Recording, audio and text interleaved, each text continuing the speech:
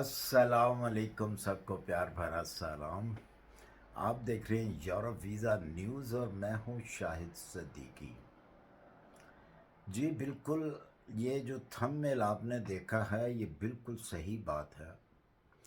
Europe की एक ऐसी कंट्री जो सबसे आसानी से आपको वीज़ा देती है और वीज़े के साथ अपने टाइम के ऊपर आपको नेशनलिटी भी देती है।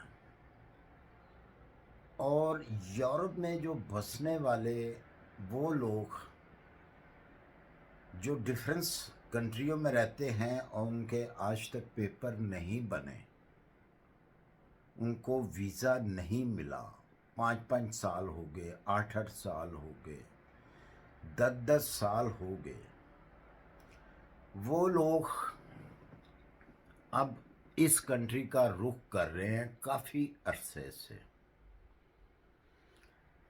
वो कंट्री जो है पुर्तगाल है। इसकी रेशो वीज़ा देने की 100% है। जो बंदा इस कंट्री के अंदर इंटर हो जाता है उसको वीज़ा मिलता है। अच्छा, इसकी दो किस्म के जो हैं वो इन्होंने अपने रूल्स बनाए हुए हैं। जो तो लीगल तरीके से पुर्तगाल के अंदर आता है वीज़ा लेकर, उसका वीज़ा एक्सटेंड हो जाता है फ़र्ज़ करें, या किसी दूसरी कंट्री से आता है, विज़िट पर आता है, टूरिस्ट आता है, तो वो वहाँ पे रुकना चाहे तो रुक सकता है। लेकिन अगर वो वीज़े के साथ आता है, चाहे उसके पास एक दिन का वीज़ा क्यों ना हो, उसको एक्सेप्ट करती है ये कंट्री। उसका जो उन्होंने रूल्स बनाए हुए हैं वो ये हैं कि अगर आप वीज़े के साथ इंटर हुए हैं पुर्तगाल के अंदर तो आपको 6 टैक्स अदा करने पड़ेंगे आपकी सैलरी के। जो भी आपकी सैलरी हो, 6 टैक्स आपको देने पड़ेंगे। जो भी उनकी रेशो है, टैक्स की रेशो, जैसा कि जर्मन में टैक्स की रेशो है, सिंगल आदमी की जो है वो 30% है, और मैरिड जो है उनकी 19% रेशो है। वो उस रेशो से 19% और 30% में टैक्स जो है कंप्लीट टैक्स, सिर्फ इनकम टैक्स नहीं, कंप्लीट जो चीज़ें होती हैं वो डालकर उनका इतना टैक्स बनता है। पुर्तगाल का कम है। 6 टैक्स आप दे देंगे, आप लीगल हो जाएंगे, आपको वो वीज़ा दे देंगे। अगर आप बगैर वीज़े के इंटर हुए हैं तो फिर उसके लिए कानून जो लागू होता है वो 12 मंथ का कानून है। 12 मंथ आप टैक्स देंगे, 12 मतलब सैलरीज का टैक्स देंगे, तो आपको वो लीगल कर देंगे। अच्छा, पहले इनका सिस्टम जो था पुर्तगाल का बहुत ज़्यादा स्लो था, किसी वजह से, कुछ पुरानी हिसाब से ये चल रहे थे। लेकिन इस साल से 2023 से पुर्तगाल ने अपनी स्पीड को बढ़ा दिया है, अपना सिस्टम चेंज कर दिया है। अब वो बड़ी स्पीड में काम कर रहे हैं।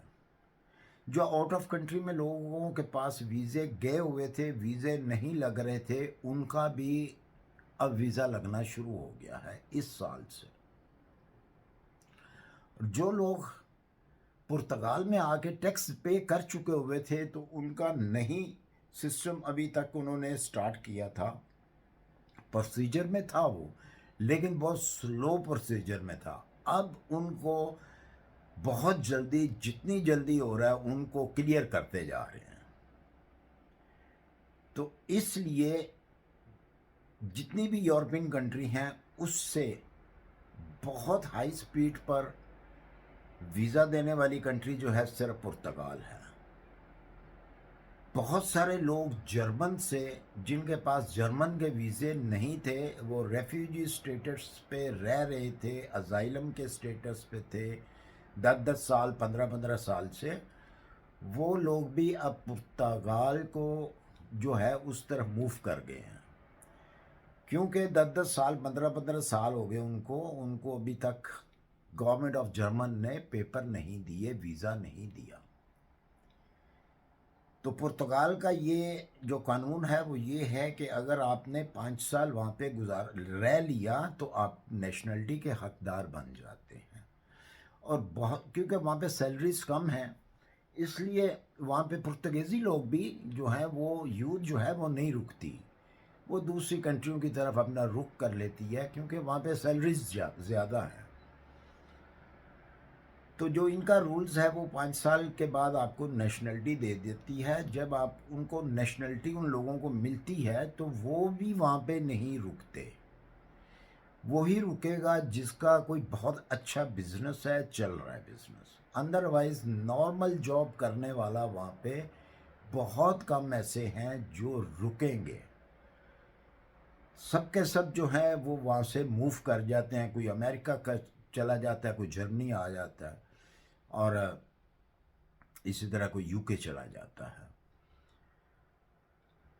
तो ये था मेरी आज की वीडियो की इन्फॉर्मेशन, जो कि बहुत सारे लोगों को जो इस वक्त यूरोप के अंदर तो हैं वो, लेकिन वो बग़ैर वीज़े के रह रहे हैं, तो वो वहाँ पे जाके अपना प्रोसीजर जो है उनका वो स्टार्ट कर सकते हैं। और बहुत सारे लोग ऐसे भी हैं जो वो जर्मन में रहे हैं, लेकिन उन्होंने अपने पेपर जो हैं वो पुर्तगाल में जमा करा दिए हुए हैं, और कुछ लोगों का, उन लोगों को वहाँ का वीज़ा मिल चुका है। कुछ लोग जो हैं अभी उसका उनका प्रोसीजर चल रहा है। बहरहाल वो उनका एक अपना एक तरीक़ेकार है, किस तरीके से उन्होंने अपने पेपर जमा कराए, किस तरीके से नहीं कराए। किसी ने अच्छे तरीके से कराए, टैक्स दिया, उनके तो क्लियर हो गए हैं। जिन लोगों ने कुछ गलत तरीके से कराए, गलत मतलब हाथों में आके कराए, तो उनका अभी प्रोसीजर में हैं वो लोग। तो मुझे उम्मीद है कि मेरी आज की वीडियो आपको पसंद आई होगी। अगर पसंद आई हो तो इसको लाइक और सब्सक्राइब लाजमी कर दीजिएगा। मिलते हैं इंशाल्लाह फिर किसी अच्छी सी इन्फॉर्मेशन के साथ। अपनी दुआओं में याद रखिए। अल्लाह हाफिज़।